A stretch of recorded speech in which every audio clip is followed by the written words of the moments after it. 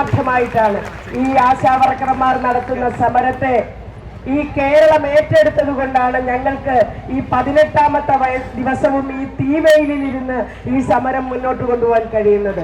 ഈ കേരള ജനത, ഈ കേരളത്തിലെ എല്ലാ വിഭാഗം ജനങ്ങളും ഈ സമരത്തെ ഏറ്റെടുത്തത് കൊണ്ടാണ് ഞങ്ങൾക്കിങ്ങനെ ഈ കഠിനമായ വെയിലിനെയും സർക്കാരിന്റെ അവഗണനയെയും അതിജീവിച്ച് മുന്നോട്ട് പോകുവാൻ കഴിയുന്നത്. കഴിഞ്ഞ ദിവസം സമരത്തിന് ഊർജം പകർന്ന് നടനും കേന്ദ്രമന്ത്രിയുമായ സുരേഷ് ഗോപി, ശ്രീ വി മുരളീധരൻ എന്നിവർ എത്തിയിരുന്നു.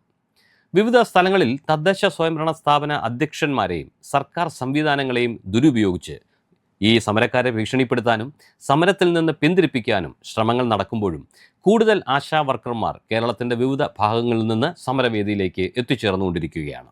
ആശാ വർക്കർമാർ മഴ നനയാതിരിക്കാൻ കിട്ടിയ ടാർപോളിൻ പോലീസ് അഴിപ്പിച്ചിരുന്നു. കഴിഞ്ഞ ദിവസം പുലർച്ചെ 3 മണിയോടെ മഴ പെയ്തപ്പോഴാണ് പോലീസിൻ്റെ നടപടി. ടാർപോളിൻ കെട്ടി അതിൻ്റെ താഴെ പായ വിരിച്ചായിരുന്നു പാവങ്ങളായ സമരരംഗത്തുള്ള ആശാ വർക്കർമാർ ഉറങ്ങിയിരുന്നത്. ഇവരെ വിളിച്ചുണർത്തിയാണ് ടാർപോളിൻ അഴിച്ചു മാറ്റിച്ചത്. ഇന്നത്തെ ദിവസം എന്ന് പറഞ്ഞാൽ ഞാൻ ഫുഡ് കമ്മിറ്റി അംഗമാണ്. കാരണം നമ്മുടെ എല്ലാ ദിവസവും ഈ 18 ദിവസത്തെയും ഫുഡ് കമ്മിറ്റിയുടെ എല്ലാ കാര്യങ്ങളും മാനേജ് ചെയ്യുന്നത് ഞാനും എൻ്റെ ഒരു 5 ടീമുണ്ട്, കുറച്ച് പേരുണ്ട്. അവരെല്ലാവരും കൂടെ ചേർന്നാണ് നമ്മുടെ ഭരണാധികാരികൾ നമ്മളെ വിളിച്ച് നമുക്കൊരു ഒത്തുതീർപ്പിനുള്ള സാഹചര്യം ഉണ്ടാക്കി തരും എന്ന് നമ്മൾ പ്രതീക്ഷിക്കുന്നുണ്ട്. ഇതുവരെ ആയിട്ടില്ല.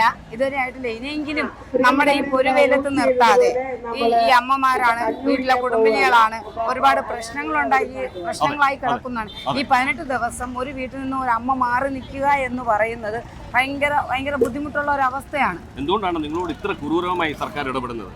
ഞങ്ങൾ ഒരു പാർട്ടിയിലും അല്ലാത്തതുകൊണ്ടായിരിക്കാം. നിങ്ങൾക്ക് കൂടെ നിൽക്കാൻ അണികളില്ലാത്തതുകൊണ്ട് അണികൾ ഇഷ്ടം ഇപ്പൊ ഞങ്ങൾക്ക് ഇഷ്ടം പോലെ അണികളാണ്.